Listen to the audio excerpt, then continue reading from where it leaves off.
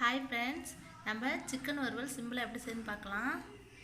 இப்போது சட்டியில் கடலெண்ணெய் சேர்த்து வெங்காயம், தக்காளி, பூண்டு, பச்சை மிளகாய் சேர்த்துருக்கேன். இது பட்டை கிராம்பு நான் போடலை, இடித்து சேர்க்க போகிறேன். பட்டை கிராம்பு, சின்ன வெங்காயம் அதை இடித்து நம்ம இப்போ சேர்த்துக்கலாம். இப்போ சேர்த்து இதுக்கு வதங்குறதுக்கு நம்ம இப்போ கல்லுப்பு சேர்க்கலாம். கல்லுப்பு சேர்த்தா தான் வதங்கும். இப்போ 3/4 கிலோ சிக்கன், இதில் இஞ்சி பூண்டு போட்டிருக்கேன், மஞ்சள் பொடி போட்டிருக்கேன், உப்பும் சேர்த்துருக்கேன். இதை கொஞ்சம் எண்ணெயில் வதங்கட்டும். இப்போது வதங்கிடுச்சு. தனி மிளகாத்தூள், தனியாத்தூள் 2 சேர்த்துருக்கேன். இதை கொஞ்சம் வதங்கட்டும். இப்போது உப்பு காரம் பார்த்துக்கலாம்.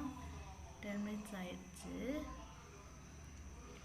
இதில் கடைசியாக தேங்காய், சோம்பு, சின்ன வெங்காயம், சிக்கன் பொடி ஃபைனலாக சேர்த்து 5 மினிட்ஸ் ஆன பிறகு ஆஃப் பண்ணிடலாம். அவ்வளோதான், ஆல்ரெடி வெந்துருச்சு சிக்கன். சிம்பிளாக இருக்குது. சிம்மில் வச்சு தான் செஞ்சுருக்கேன். இப்போ டேஸ்ட் பார்க்கலாம். நான் மீன் குழம்பு ஊற்றி சாப்பிட போகிறேன்.